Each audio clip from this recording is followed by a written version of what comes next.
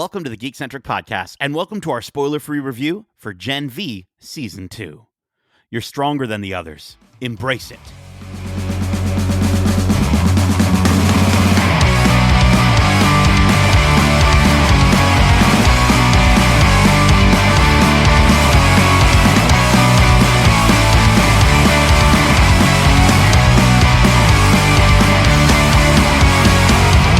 Welcome to the Geekcentric podcast. My name is Nate, and this is our spoiler-free review for Gen V Season 2. A huge Emma-sized thanks to our friends at Prime Video Canada for letting us watch this season early for review. If you're joining us for the first time, we are Geekcentric, a podcast celebrating the world of movies, TV shows, games, and all things Geekcentric. Today, I'm joined by my Godolphin University roommate. He's Justin, the juiced-up, jaw-breaking, lecture-loathing Lawrence. How you doing? I don't want to know how I'm breaking jaws, because like in this world it could be a variety of different weird ways. Your eyelashes grow really big and break right? someone's jaw. Exactly. I just look at someone and I can break their jaw right away, or something. Not even like meaning to. It's so unfortunate. How I'm you surprised doing? we're roommates, though. I'm surprised that you would want to.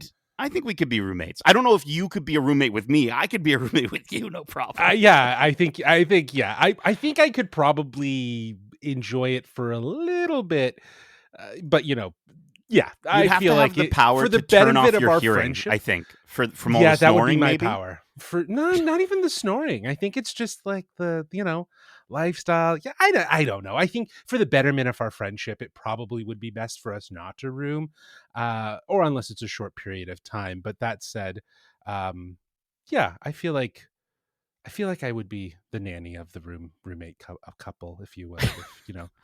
Tending to things. Nate, why are you leaving your shit everywhere? Yeah, and I was breaking jaws. I was pretty good about it. I didn't. When I was in college, I never had a problem with having a messy room. The room was too small to even make a mess, really. So that was one of those things. Oh, that must have been a big difference for you, because your room was like 2 levels when I first met you, and there was bedroom and toy room, and it was this is where I sleep. Listen, this is where I didn't stay that long in college, so I mean that might tell you something. But I know for myself, I mentioned that you are a lecture loathing Lawrence. I struggle with lectures. How did you do with the lectures back in your college or university days? Well, I'll give you a little story. My first year of university, I took a year off. I had applied. I wasn't ready. I didn't feel ready. So I took a year off, and then I reapplied, and I got into a university. It wasn't my top choice university, but I was like, I need to get my life going. So in terms of post-secondary education. So I took this acceptance, and I went to this school at York University, and I didn't know what to expect. And I did the thing that they tell you to do your general education stuff, your sciences, your whatever, right? All the boring shit. And I ended up failing 2 of the 4 classes that I had from the year. And it wasn't the greatest experience for me. But then the following year, and leading into that, I had spoken with one of my friends who was in the visual arts program, the program that I was trying to get into. And she said, you can just take some of the general elective courses to kind of get yourself started, so that when you apply to get into this degree, you should be good. So I did that my second year, and it changed my perspective on education. It changed my perspective on how, if you can connect with what you're learning, you're all the better for it. Oh yeah. I didn't care about philosophy or science or the anatomy of things. Like, it was just boring, and I wanted to learn about art history, film, the history of film, to the point where I was like, I ended up staying at this school way longer than I needed to. And I was taking so many different lectures, taking so many different classes, and I really valued my time at university, and I think it impacted me in the right way, because I wasn't a good student in high school. I really struggled with learning. I'm pretty sure I have some sort of a learning disability, maybe ADHD or something. But if I can connect with the material, I can understand what it is. it was really like intro to film classes that really started opening me up, understanding the Hollywood system, understanding, European cinema, understanding the relationship between, art and cameras and writing and all of it. So, which has, spiraled into doing what we do here, right? Hmm. So indirectly, I think one of my friends from high school said, it's like, if you think about it, you're the only person from our graduate class that's actually doing something in the field that you went to school for. And I was like, I guess, Kinda. because especially in my, we're 5 years apart from each other, but like my generation seems to have, like, a lot of people have gone to university and are not doing what they did in Hmm. university, right? Like they're doing something else that is supplementary, successful, or whatever. So again, education. I'm proud of it. I enjoyed my time at university, and I would say that to anyone who's trying to get into university or trying to figure it out, like, just take things that you're interested in, take courses, and go to lectures that you're interested in, because I think you'll be all the better for it. The jaw-breaking lecture loving Lawrence. I'll make There you go. an amendum. What do they call that? I didn't go to college. Yeah, your Uh, your superpower is tongue twisters, man, by the sounds of it. I honestly, with lectures for me, it was just note taking. Like, I've gotten so much better at it going to screenings Sure. and doing what we're doing now. but Hmm. but back in the day, and now that kids have all this technology that they can just use they hit record and then it transcribes everything. And Yeah, I knew people that were where doing was that that? as well. Yeah, With like very fancy recorders that you would load into your computer and so stuff like that. But expensive at the it's time, and obviously now a lot easier with have an iPhones app. and AI and Yeah. all sorts of stuff. You could have it record, and then you could dump it into AI, and AI will pull all the key things, and you can even ask it probably what is he going to test us on, right? And then it'll give you a probability of what he's going to test you on, or what the teacher's going to test you on. I don't know. Yeah. AI is fucked. You know Ugh. what I mean? It's wild. It's wild, the things you can do with it. And I agree with you. I think the way it's influenced education at university, because now they have that thing. I don't know if you ever had to submit a paper through a portal where it validates if there's any plagiarism. Well, they have that now for AI. Wow. So basically, it'll scan it and it'll say, "Hey, what's the percentage of this paper that was written with AI," and so on. So I think that they realize that they can't say, well, you can't use it at all, right? But if it is like, if there's a margin of like, 90% of this was written by the person and 10% was written by AI, then it's like, okay, we can overlook that. But if it's like, hey, 70% of this paper was written by AI, then they would probably deem it, as a fail. So interesting how technology has evolved that way already to stop the liars from using the AI. Well, it's funny, we'll probably talk a little bit about it, but there's so many elements in this show that obviously are, playing off of situations in real life. They're pulling from real life things Mm. that are going on in our world. I think it would be funny maybe in a future season, full spoiler free for this season, but for a future season maybe of this show where maybe there's a soup who's like, yeah, my power is just fully replaced by AI. Like, whatever they might be, he has super note taking powers, and all of a sudden it doesn't matter anymore. But listen, let's get to the synopsis for the show. Let's talk about this season 2. School is back in session as the rest of America adjusts to Homelander's Iron Fist. Back at Godolphin University, the mysterious new dean preaches a curriculum that promises to make students more powerful than ever. Kate and Sam are celebrated heroes, while Marie, Jordan, and Emma reluctantly return to college burdened by months of trauma and loss.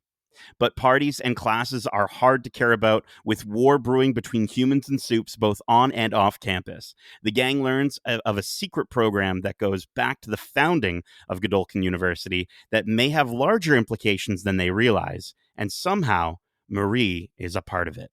From Prime Video and showrunner Michelle Fazekas, Gen V from the World of the Boys, created by Eric Kripke, stars Jazz Sinclair, Lizzie Broadway, Maddie Phillips, London Thor, Asa German, Sean Patrick Thomas, and Hamish Linklater. Now, we're a little bit late with this assignment, but we were so busy with TIFF that we had to ask for an extension on the deadline for it. So we are here. By the time you're listening to this, there will be 3 episodes out. But with that said, Think of this almost like a little mid-season check-in. We're still not going to spoil anything from the show so far, from the season Mhm. so far. So if you haven't seen any of the episodes, you can still enjoy this review in its fullest. But we have seen the entire season. So hopefully, what we do share here, again, staying fully spoiler-free, will get you excited to start the season or excited to round out the all the way to the finale of the season, which will be on Wednesday, October 22nd.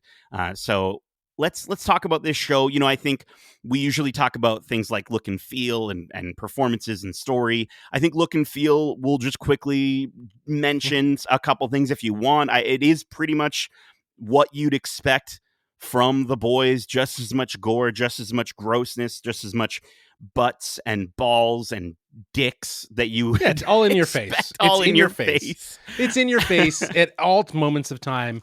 But yeah, I think from a look and feel standpoint, outside of just the tone, it looks and feels like it's in the world of the boys, and then from a tonality, it very much embraces what the boys has established. It's in your face, out of very bold, and I almost think it leans more comedic in some instances than the boys, where I think the boys is obviously there's comedy imbued in it, but it's like there's also like a shock factor Sure. that also happens in a lot of what how that is placed in the boys.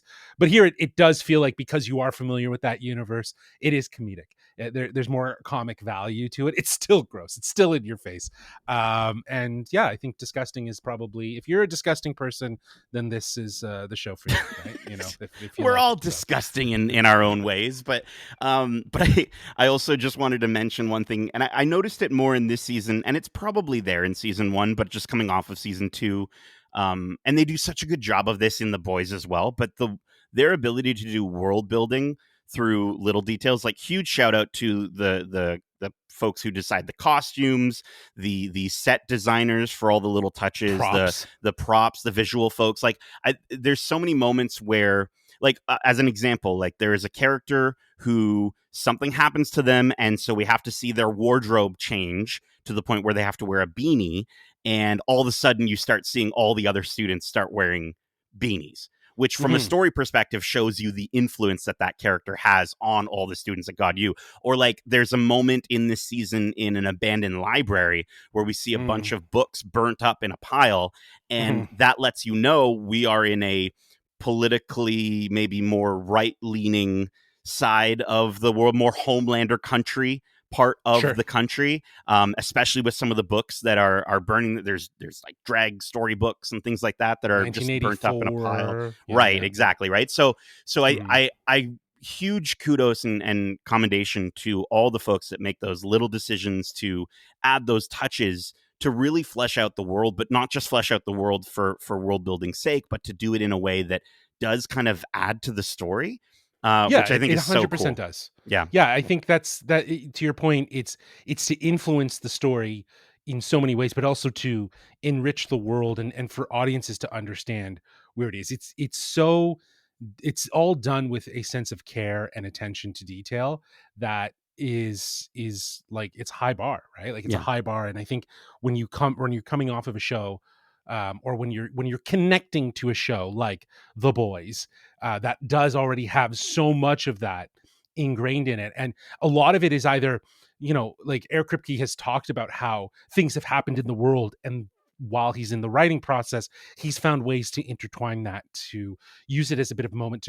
as commentary. But there's also this beautiful, maybe not beautiful, actually, beautiful is probably not the right word to use here, but this sort of ironic, coincidental moment when things do suddenly align, and it's Mm, really just more because of the way, the world of the boys and the universe of the boys does mirror our own world. Like, it is very interesting. And so to see how all of those elements are layered in through a set design, a props, and all of those little elements, the behind the scenes stuff that help build out the world.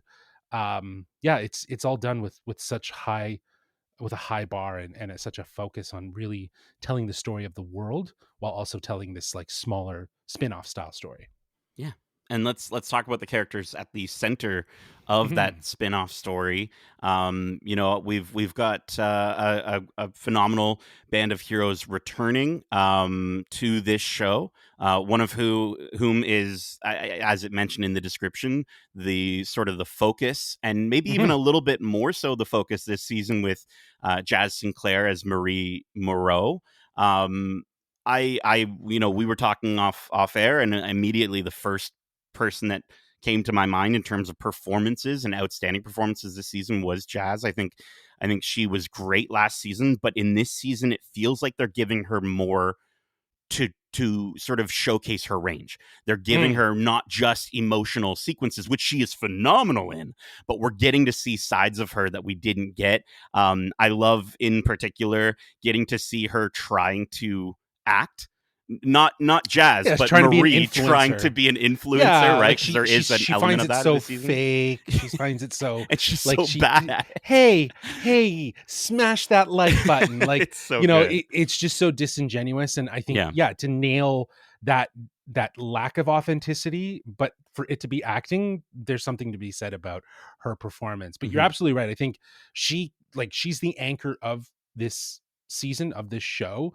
At this moment, I think, like you mentioned, she's bringing such a range, right? It's not just emotional, there's comedic stuff, there's a variety of moments that just feel like she is really leaning into her character and understanding the emotional depths of what they've gone through and where they're at. So a huge shout out to Jazz Sinclair. And I really do think that in both ways, for Jazz and Marie, they are both coming into their own. Mhm. The growth of that Marie is seeing and feeling in this season feels authentic. It feels so it feels so earned. And I feel like, Jazz is, as the actor, carries those layers with real strength, real vulnerability. She's not afraid to hide things. So a huge shout out to her. She is just absolutely killing it. Yeah. Yeah. Now, I know a standout for you last season, and for pretty much everyone, but I know you were really hyped about this character in particular, is Lizzie Broadway as Emma Meyer. What did you think of her in season 2? Oh, dude, she is so much the comedic heartbeat of the series, and she's Mhm. also probably one of the more grounded characters.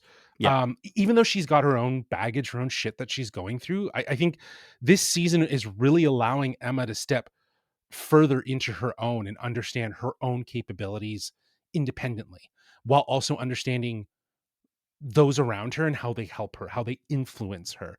There's a tenderness and a longing to her arc in this show that feels just more than just comedic relief. She's searching for meaning. She's trying to figure out who she wants to be and how she can fit into this whole Soups world as being more than just a joke. Yeah. Or being, some sort of social media icon or whatever, right? She actually wants to make a difference. And we've talked about this, and I think in past episodes we even just talked about it in this episode at the top, but like the sort of ridiculous nature of some of these powers. She doesn't think of herself as worthy of being a superhero. She thinks of herself as a circus freak, or a bit of a clown, a class clown, if you will. A That's just YouTube really meme. exactly, Mhm. that's more for show than it is to actually help anyone. Yeah. And we get to see how Emma really is helpful. She is resourceful. She is someone who can collectively pull people together. So yeah, she was fantastic. Yeah, she's, like you said, like, she's the most honest one this season, and I think a lot of Mhm. the humor this season in and around her character can be seen as humorous, but also a little more dark in terms of where the characters are and where Self-loathing, we find them. self-deprecating. Yeah. I think it's great. I love seeing her expand her relationships further this season. I think in a few ways, we get to see her partnering up with more than just our main heroes, which is cool, because I think she did this with Sam last season, but we get to see her with different people outside of our main heroes, and we get to see her, like you were saying, she's helping people grow, even though she struggles with that both physically and mentally, which is 100%. just a really sort of a lovely sort of way to showcase this character as a mentor, rather than a mentee. For sure, but she doesn't even see herself as a mentor, No, right? Like, exactly. we as an audience are watching her influence and inspire people when she is so, like, she hates on herself. It's Yeah. there's a real irony to it. There's also a realism to that, where sometimes the best advice you can give someone is the advice you can't even take for yourself. Mhm. So I think there's a lot of that we see in Emma as she's surrounded by these newcomers. I want to jump in and talk about London Thor and Derek Liu Oh as my Jordan god. Lee. I think the way that they're creatively doing the gender switching abilities stands out much more this season. Like Mhm. it was interesting in the last season, and I think that was shown as a point of contention and a burden for Jordan Lee. But in this season, I think it's a really cool showcase of like how that power set actually comes into play and is useful in different situations, and Mhm. actually showcases the differences between the two, the you know, the boy Jordan or the girl Jordan. I think the way that it also sort of continues to talk about elements with social commentary. There's also tender moments that are utilized with that swapping ability, and humorous ones as well that Yeah. showcase, you know, like some of the benefits of being able to shift between genders, right? And I think they both, London and Derek, have been doing such a great job of maintaining this character that no matter who's on the screen, I'm just seeing Jordan Lee, and I think that's impressive. Yes. Yeah, I think playing two sides of a single character is no easy task, but Hmm. I think London Thor and Derek Liu deliver, like, very cohesive, very intricate performances. You know, they're bringing sort of a distinct voice to both of those sides Hmm. while also still maintaining a shared emotional core that is very unified, and we see it, as you said, in a range of moments. And I think that the balance gives the character just so much more depth for us to explore. So yeah, I thought they were fantastic, Hmm. and like, just the idea of how they're sharing this one character. Also, London Thor is such a badass name. Yeah, Like, it's a I don't know. it's an awesome name. Yeah, I just shout Absolutely. out to We got, London Thor. dude, we got Lizzie Broadway, Yeah, Jazz Sinclair, London jazz. Thor. Like these are all And incredible. then Derek Lowe. I No, mean, just this, just okay, I'm joking. No, but also, yeah. like, I like how the conversation around this character, around identity and trans, and how people get confused by it, but you know, Jordan Lee, they're not confused by it. They identify as fluid Hmm. because of their powers, and I think that's like, that's an interesting topic, especially given everything that's been going on in the world around identities. It's just, it's very topical, and I think, again, to have two actors like London and Derek kind of leaning into this, embracing this character and understanding both sides of it, it helps to create more of a dialogue and a conversation and awareness around this topic. Well, talking about both sides, you know, we've got Maddie Phillips as Kate Dunlap this season. She's very much at the end of last season was on the opposite side. We got to see Mhm, her in The Boys on the opposite side, and she is having a tough go this season. She's kind of mhm. in repair mode in more ways than one, and I think it's really great to see sort of a Kate that is, she's very apologetic, but she still has that vindictive side of her that's just very suppressed. There's Yeah, moments, there's little things in her performance and little moments in her eyes and just the way she reacts with her face in some situations where you're like, that's still the Kate from last season, but you can tell that she's working on it. And I think that's fantastic from a standpoint of, again, this sort of dual level of storytelling where we've got a character who's fixing things and also, you know, is broken and needs to be fixed. And it's just, I thought she did a great job. well, actually, I think that's the running theme through this season, Hmm. is for all of these characters, because I actually paired Maddie and Asa together because I feel like they're both these two characters that are struggling with trust and identity. Mm. Like, Kate remains someone who can't fully, like, no one can put their faith in her fully. She's Hmm. broken trust with all of her friends around her, and through this season she undergoes some changes. Like you said, she's in repair mode, and we see that growth, and it feels very significant. Like it feels like she's taking lessons to heart, but she still feels untrustworthy. Hmm. And like Sam, on the other hand, he's, as we know from last season, he was dealing with some serious mental health issues, and his mental state is raw and Yeah. messy and Yeah. puppety, and it's just fucked up.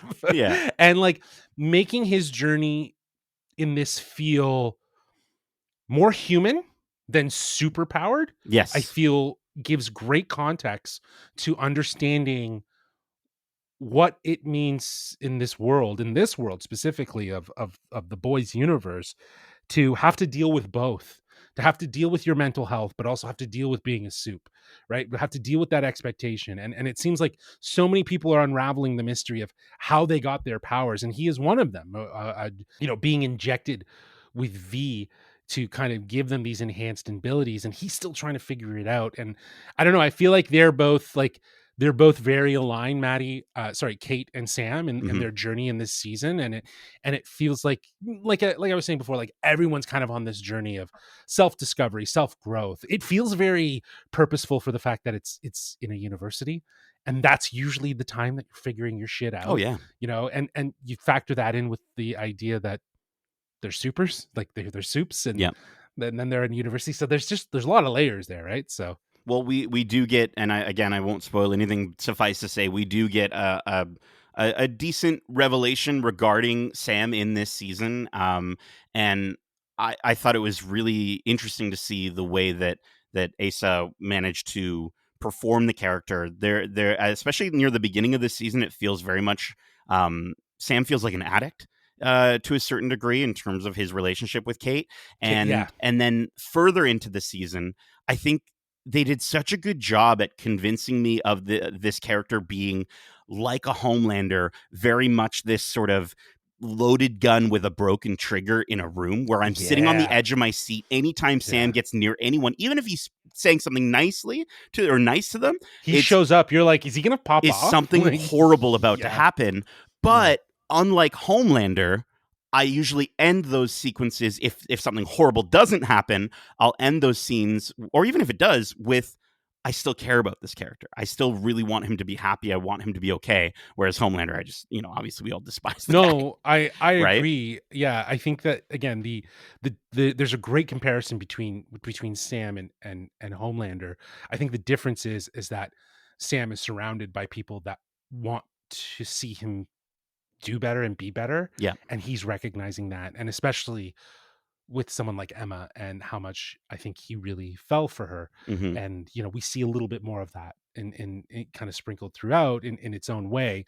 But what's nice is that he's using that as a means of like, if someone could see something good in me, that must mean that there's something good in me. Yeah. And he's changing himself. And I like that is, again, as someone who's, I'm not going to say that I've gone through mental health stuff, but we all have mental health Yeah. things that we have. But like, if you sometimes feel shitty about yourself, sometimes knowing that someone else, feels good about you can sometimes make the difference of how you look at yourself. So I think that just makes a lot of sense. And surrounding yourself with people who want you to do better versus Mhm. someone like Homelander who is surrounding himself with people that will just tell him he is better. And I think Homelander, speaking of Homelander, definitely a presence of the greater boys universe. Homelander's presence is definitely felt in this season as a overarching villain of the universe. Mhm. But we get a new villain this season who just steals the show. Mhm. Hamish Linklater coming in as Dean Cypher. I know we were both popping off for this character every episode. Yeah, I think he is like the standout of this season, for as in terms of newcomers. I think his performance is bizarre. It's twitchy, it's mysterious, and it's also magnetic. Like you want to Hmm. know more about him. It's the way Hamish has like made Dean Cypher kind of feel real with like these subtle hand gestures and this odd sort of vocal choice that he's made to like accentuate his voice. And you can tell Linklater has fully mapped the nuances of this character and understands what's going on. And I think again, like he's one of those additions to this season that you just can't stop watching. Like, you want to know more. Like, he elevates every scene he's in, and he's anchoring the mystery of this by just like, as you kind of watch, you're just like, what is his deal? I need to know more. And I think that was very much what drove me to just like crush some of these For episodes. I was sure. like, okay, I'm like, all right, I'm Gotta getting know his really deal. into it. Yeah, Yeah. I want to know. I want to know the deal around him, especially given like the commitment that Hamish is bringing to this character. It means something. Yeah, I mean, he steals the scenes, as we said, and I think he also is he kind of gives this performance where every scene he's in, when he is focused on a specific character, the Mhm. other characters might as well not even exist. And that's just how sort of calculated and focused the character is, and just how well Hamish is at performing him. And I think it's really, really well done. And yeah, man, the mystery surrounding him. I just want to know what he's putting some weird stuff in those smoothies. Well, I want to know, like, why is he drinking all those weird smoothies? That's kind of a weird thing. Um, you Yeah, know, yeah. I don't know if that Oh, ever is actually answered in this, but I don't know. no, I don't think so. But I think again, like, having seen the entire the season, I think, for the listeners, he's someone that is an anchor of interest. And when we think of the overall story and having just like a bit of a mystery around it, he's at the center of it. Yeah. And it's important to, like, even 3 episodes in, if you have seen it, even if you haven't, like, it's pretty clear that whatever's going to happen is wrapped around him. And I really like that they've chosen Hamish Linklater to be this sort of the center of this season. And it's cool that we can get a character who is scary in such a different way from Homelander, but equally as As sticky, terrifying. right? Yeah. And yeah, and like you Yeah. think about him. Like I throughout this whole season, when I was I just taking don't breaks trust between him. episodes, I was like thinking about Dean Cypher. So really, really fantastic stuff. Yeah, did we have anyone else that you wanted to bring up before we Yeah, talk I about just story want and to pacing? shout out Wyatt Dorian, who's a newcomer. He has a very unique power set, and he's both Have hilarious. have we seen that in the first 3 episodes? I don't know if we have his power I don't set. know, but let's just say look out for Wyatt. You don't know who he is, search him up on Google. But he was an interesting he has an interesting power set for sure. He's a Yeah, Canadian actor. He's a yeah, Canadian actor too. nice. So I think his character's name is Black Hole. Okay. So yeah, There you go. That's a good non-spoiler way to explain what you're talking about. And there are a few characters this season who have sure, some really unique and unique interesting powers. Yeah. powers. And I don't think we should spoil those No, powers, not at but all. I just want to call out the actor and just be like, Yeah, you did a lot of weird stuff and good for you. You yeah, know what I mean? yeah, yeah, yeah. Shout out to Georgie Murphy as well for some just one of the most unique power sets as well, alongside Black Mhm. Hole. But let's get into this story, the pacing. Again, we are going to keep things completely spoiler free. I wanted to start off by saying, you know what, and we both talked about this. They really did handle Chance Perdomo's death from a story perspective really well. For those who don't know, Chance Perdomo, who played Andre Anderson in season 1, was tragically killed in a bike accident while traveling to Toronto to film season 2. So before they were able to even start production, they he was lost, and they had to completely rewrite big portions, I'm sure, of this season. But the first episode was dedicated to him, and they did such a great job of respecting the character, and making sure that the character is seen as a beacon of strength and hope for these characters. Yeah, I had him written down in characters and forgot to bring it up, but the impact of Chance is felt. Mm-hmm. His absence is felt very heavily in this season, and I think the writing has integrated Andre's death as both a narrative anchor and as an emotional weight for the group to kind of rally behind. Yeah.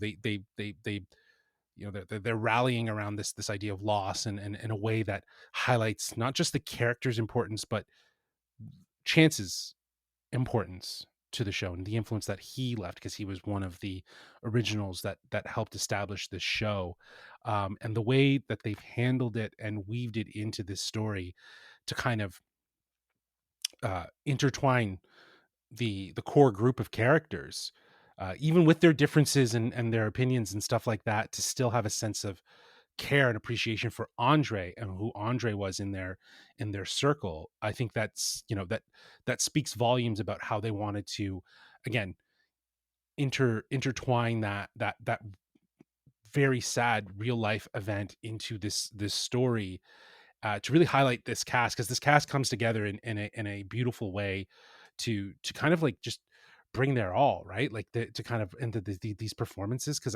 I don't think it's an easy task to say, well, one of your key cast members has passed, well, you're meant to carry on. I think you use that as fuel, right, Yeah. especially if they've written it in a way where it's like, this is your character's fuel, this is your character's motivation.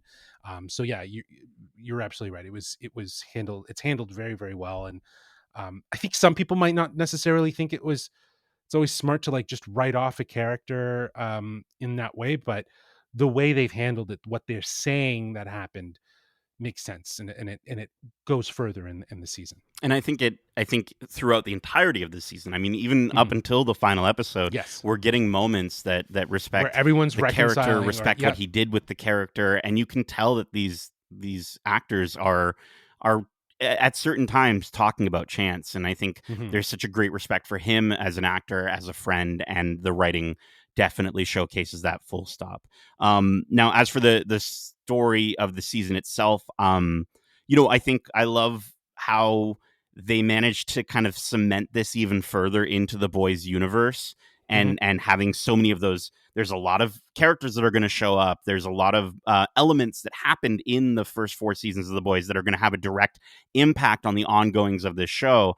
But then at the same time, it feels like this season is bigger, but it still focuses so much on delivering a story that is about the history of Godolphin University, and these Mhm. characters in particular. And I love that it finds that balance. I think we're in a season 2 of Gen V, but it does kind of feel like we're in another season of the boys to a certain degree, in terms of the level of maturity that this show is at in only its second season. And I think obviously Mhm. a lot of that has to do with it coming from the same folks, but at the same time, like, it's just usually by a season 2, it doesn't feel it wouldn't feel like we'd be able to hit this balance, but they really do pull it off.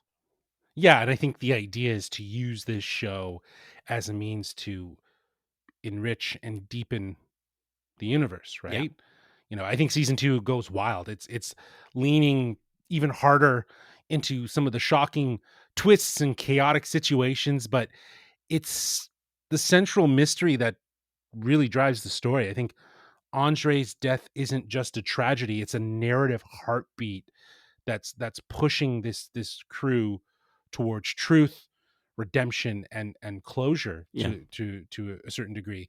And I think one of the strongest aspects of this season is the exploration of what perfect means. Hmm. Some soups have, godlike abilities, while others, as we said, like, are essentially carnival tricks, and the series just asked, does that make them any less valuable? It's a clever commentary on diversity, hierarchy, and equality that goes beyond the blood and the spectacle, Yeah. right? Like, it's the idea of, and again, just something that feels so relevant in what's going on in this world about, Yeah. like, equality and diversity. Well, and you even And see it too. Sorry to interrupt, but you do no, see yeah, it. You do see it showcased in this sequence. I was going to say that it feels like the boys had that very much with humans versus soups, but I will say even in this season, there's a lot of talk and a lot of showcase moments. There's a specific character who is a human that works as a barista on yep, campus, and you yep, just see the level of fear of someone who is just feeling like they are in the they're on the other side of the war line, if you will, and yep. they are They're in deep the in the battlefield. enemy camp, right? They're in Yeah, the yeah, battlefield, and yeah, they yeah, can catch strays at yeah. any point in time, what that does to their psyche. But then on the other side of things, we also do get to explore a little bit in this season elements of, I think the amount of humans that exist in the world in terms of that versus Soups and what that might look like and how that might instill fear on the other side of things as well. So it is really interesting to sort of see the like in terms of how these characters go about what they value, what side they want to be on, and again, it's freaky to say things like what side they might be on in in the world that we're living in, and you brought up earlier how there's so many mirrors that are brought up, but For sure. yeah. And like that's again, that's sometimes, like I was mentioning before, it's the beauty and the sort of weird commentary, the very accurate commentary, not even weird, it's a very accurate commentary that Boys has had, that I think is now finding its way into something like Gen V, especially focusing on more of like this divide between which Soup is right and which Soup is wrong, Hmm. with Homelander versus Starlight. And I think that like that's perhaps one of the most frightening parts of this show in some ways, is just Yeah. how close it feels to our real world. The way that um a death is politicized to spark movements, the culture of fear and aggression, like and a constant sense of, as you were mentioning, like safety being under threat, like it's disturbingly familiar at Yeah. this point. And whether by design or by coincidence, I think Gen V is, as you mentioned, becomes a mirror to today's world, making its satire cut even deeper than one would expect. Right? It feels that much more real. But again, going back to this idea of connecting with the boys, you know there's some great world building connections. I think season 2 very much feels like it folds in familiar faces along the way, as you were mentioning, while still keeping the focus on the Godolphin students, and ensuring that this show stands on its own while sort of deepening its ties to the boys. And I think that that's what we would all want from a good spin-off, right? If is something that brings in those elements from that world, but also doesn't just say, well, that's the only reason and purpose of this show. So I think that they've done a really good job of staying focused and true to the characters that they have in this show, while also being able to bring in a few characters along the way to help remind us of the universe that they're coming from and that they exist in this world. And I think a big point to that is one of our favorite elements of this second season, which is Hamish Linklater as Dean Cypher, right? The idea that Hmm. like we have a villain that is fully centered into this story, and they managed to make him different than someone like Homelander. And while Homelander is still definitely a presence felt in the show, I think a lot of spin-offs would just sort of be like, well, we have to focus on the Skywalkers. We have to focus on the Skywalkers. And this show, I think, does a good enough job of getting away with that, while still very much feeling like it's embedded Yeah, because you can't where it needs to ignore be. it. You Yeah. can't say that it doesn't exist, right? It's obviously it's a world, with we're obviously don't want to deviate too much and talk about Star Wars, but you're talking about a galaxy, right? There's so much potentially, amazing stories that you can explore in a galaxy.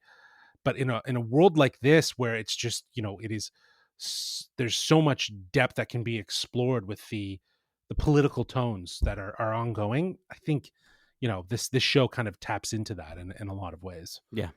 Mhm. Yeah, but let's get to our final thoughts and rating for this season. I tried looking up to see what I rated season one. I don't think we did a review We didn't do a of review for season season one. one. No. It just feels like maybe we did because we probably brought it up a few times Mhm. during the last season of The Boys. But let's have you kick things off. We're gonna we're gonna give our final thoughts and rate this season two, on a scale of 1 to 5 exploded blood bags.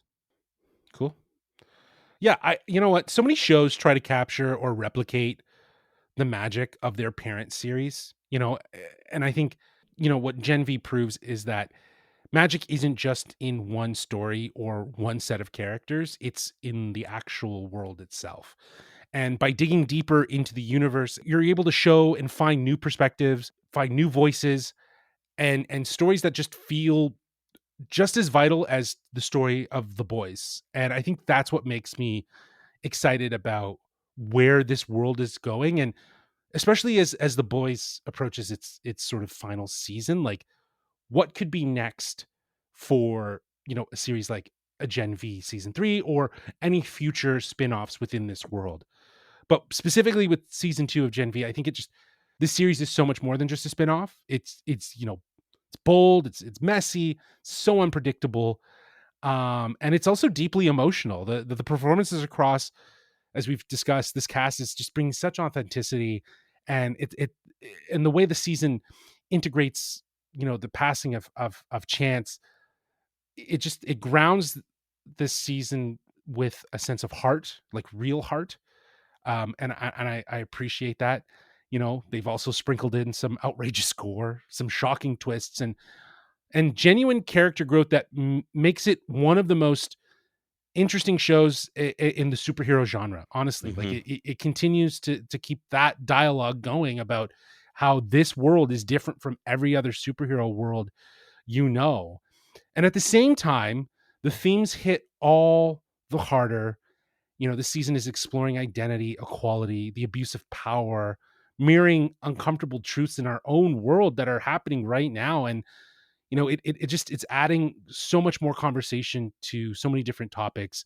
And then you factor in, unforgettably new characters like Hamish, and just some crazy moments. Again, just crazy ass moments in this season. So Crazy ass moments. Yeah. yeah, man, just crazy ass Ass moments. and moments. and Gen V season 2, like, it just stands to be a strong story in its own right, and keeping me, like, honestly, I want more from this universe. So I'm gonna give this one a 5 out of 5, for just staying true to its roots and doing something new and creating something compelling. So yeah, 5 out of 5 bursted blood bags. Oh, yeah, so close. It's all good. I Oh. like bursted blood bags more than exploded blood bags, anyways. Yeah, okay. You took what I had and you made me better. And I think that's a huge element to someone that would attend Godolphin University. So I'm gonna put you up in the rankings for that one. This season just builds off of everything from season 1, where we left the boys, as well. I think there's just so many moments. There's so many moments in this season that you may have already seen already, but then you're about to see, that had my jaw on the ground. Which, I think for this show being, in around the 4 seasons of The Boys that we've had so far, that's impressive. That's so impressive that this show can still shock me, can still make me belly laugh, can still showcase new things that I never knew about this universe. I love how they managed to raise the stakes, make this season feel larger than ever. They're bringing in elements from the greater Boys universe, and yet they still maintain that focus on God, you, and our band of rebellious heroes. I think the loss of Chance Perdomo, and the character he helped create this season, um, I think they find ways to really carry his character forward in a way that feels natural, feels respectful, and I think it's one of the best examples of a production approaching a situation like this that I've ever seen.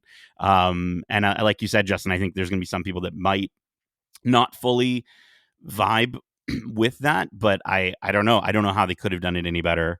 And I think even with the rewrites, this show manages to give you everything you're looking for a story set within the Boys universe. I can't wait to see what they do next, Justin. I'm so stoked. I will just say again, staying fully spoiler free, as much of this season finale does sort of do the rush to the finish a little bit, I was still just as satisfied with it, and I'm just as excited to see what's next. So I'm right there with you, dude. Season 2 of Gen V is getting 5 out of 5 bursted blood bags. But that is it for our spoiler-free review for Gen V Season 2. We hope you enjoyed it, and if you want to share your thoughts on this series or any of the movies or series we cover, well, let me just punch Justin across the room so he can get up, get stronger, and let you know how you can reach us. Well, they can reach us at wearegeekcentric@gmail.com. That's wearegeekcentric@gmail.com. Or they can reach out to us on Twitter at GeekcentricYT or on Instagram and TikTok at wearegeekcentric. Thank you for that. Thank you for not breaking my jaw as you did that as well. Rumi. Keep in mind, we also have a ton of other great episodes. You'd be like, you'd be a T. No, what's the person that's like the RA? Is that you know what I'm talking about? TA, The yeah, T, the RA, yeah. you'd be the person that's like coming from room to room, door to door, making sure Yep, everyone's got their stuff together because you're taller. That's why. Keep in mind, taller, yes. Keep in mind, we have a ton of other great episodes covering the latest in movies and TV shows, including our recent recap of the Toronto International Film Festival, where we share our thoughts on our first ever experience at TIFF. We share some of our favorite moments in movies and experiences from the 14 days that was the 50th TIFF. Tifty. That episode is out now for your listening pleasure, as well as all of our most recent spoiler-free reviews for the latest series and movies like Only Murders in the Building Season 5, Nirvana the Band, the show, the movie, Peacemaker Season 2, Freakier Friday, FX's Alien Earth, and Marvel Animation's Eyes of Wakanda. Plus, we've got some great interviews to check out. We have an interview coming up very soon, probably later today, if you're listening to this on the day that it's released, with Marvel Zombies showrunner Brian Andrews and executive producer and head of Marvel Television and Animation, Brad Winderbaum. We had the opportunity to catch up with them and ask them some questions about Marvel Zombies, where we talked about the creation of Blade Knight, how they'd fare in a zombie apocalypse, and we also got to learn about some what-if storylines that never came to be yet. Maybe I'll leave it at that. If you want to hear more of our thoughts on Marvel Animation's Marvel Zombies, our full spoiler-free review will be out soon. Just wait a little bit longer for that one as we get into that series. But you can catch that interview as well as all of our interviews either here on your podcast service of choice or over on YouTube at youtube.com/geekcentric. Justin, get your sweater on or a hoodie. You know what I mean? Because are you feeling it? I'm feeling it. Are you feeling cozy? I'm feeling cozy, bro. I'm feeling cozy. I'm feeling geeky. We're getting into the cozy geek fall. I love a good cozy vibe. I've got so many geeky hoodies and sweatshirts that I can't wait to put back on because we've got a lot more coverage coming up as we round out the rest of the year, like series coverage for series like Stranger Things Season 5 eventually, or upcoming movies like Tron Ares, Zootopia 2, Avatar, Fire and Water. There's so much to look forward to, so much to be geek-centric about, plus a ton of reviews that you can expect in terms of movies that we just saw at TIFF. So stay tuned. Be sure to subscribe so you can join us in all the geek-centric goodness. Justin, thank you so much for joining me for this V-fueled spoiler-free review. And as we say, love ya. Peace.